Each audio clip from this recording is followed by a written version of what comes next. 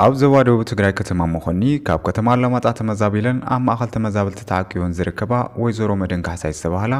ንተመዛበልቲ ዝተገበረ ሓገዝ ምግቢ ብዘይምህላው ኣብ ፀገም ኢና ንርከብ ኢለን ንብረተይ ተወሪሩ እዩ ሓንቲ ንብረተይ የብለይ ከይደ እንደገና ትርኢ ኣለኻ ሰብኣይ ሕሙም እዩ ናደም ካንሰር ሕሙም እዩ ኣብዚኣ ተደውሪሉ ምሳኣነ ማለት እዩ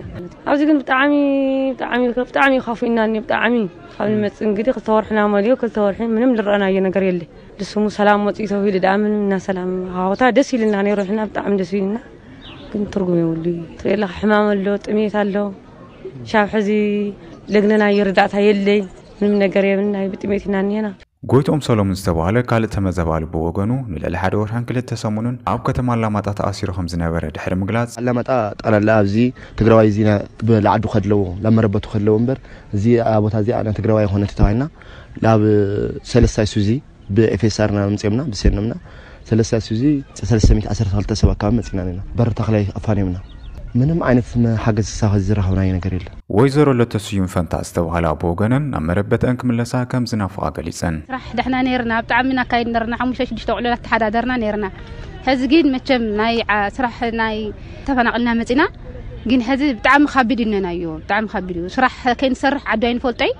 ምን መሳርሒ የብልናይ ከይደ ጾመይ ምሕዳር ይበልጽን ካብ ከተማ ኣላማጣ ተመዛቢሎም ኣብ ከተማ መኾኒ ዝርከቡ ልዕሊ 17000 ሰባት ከም ዘለዉ ካብ ተሓባበርቲ ዝተረኸበ ሓበሬታ ይርድእ ካብ ወረዳ ከተማ ራያ ኣላማጣ ድማ ልዕሊ 6000 ተመዛበልቲ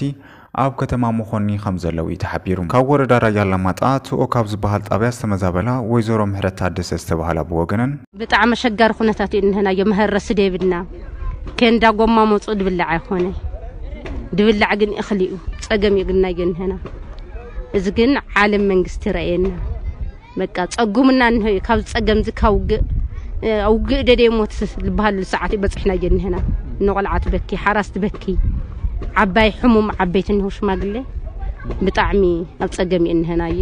ብመሰረት ስምዕ ሰላም ሓገዝ ክንረክብ ይግብአና እዩ ብተወሰኸውን መሰረታዊ ኣገልግሎታት ክኸፈቱ ይግባእ ክብላየን ወይዘሮ ምሕረት ተዛሪበን ካሊእ ካብታ ወረዳ ላዕላይ ዳዩ ካብ ዝተባህለ ጣብያ ተመዛቢሎም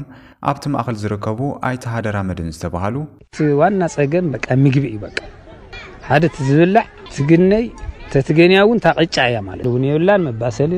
አራሪኻ ካብ ቀረብ የለይ ትቀንድ ፀገም ኮይኑ ምግቢ እዩ በቃ ዳይሬክተር ቅድመ መጠንቀቕታን ግብረ መልስን ኮሚሽን ኣመራርሓ ሓደጋ ስጋኣት ክልል ትግራይ ኣይተ ገብረ እግዚአብሔር ኣረጋዊ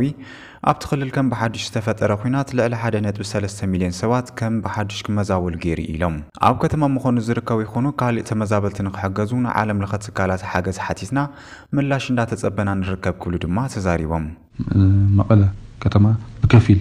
ብርክዝ ዝበሉ ተመዛበልቲ እዮም ዘለዉ ናይ 139,850 ተጠቀምቲ ጥራሕ حجز معدل نركب أول مسألة تجاوز دقيقة الذي تحطه قرينا أنا تهلو تمازال تبركز هو اللو يوم فقط بيت كريستيان بيت مرتات استماع رسول فقط تيسوم تنزبلو كنت حجز كشاب هذي كابل على المعاقة متوهيلو كدفعنا يك على نزنيه تحطه قرينا جد بسو أبرار رخيو حجزوا مزبل ملسي نصب نازل تمازابلت نجزيو كاب زمنا تحجز يركب زبالو أيتا جبر إكزابير نابتخل اللي أتخاب زل حجز مجبين من تاينتهم تمازابلت كريميا يوهاب من زبل تحتيتهم نخالط هتوس مجبزل اليوم يتحجز متيو نايتهم تمازابلت انت متصدما نوع أنكو وهاب يميلهم دحرت السمع أن السلام متاو حجز مجبنا تمحيشيم مدحاني تنهان استمجبتاتن كالوت مجبزي يكونوا ناوتنجن اتزعت زلو وحديلهم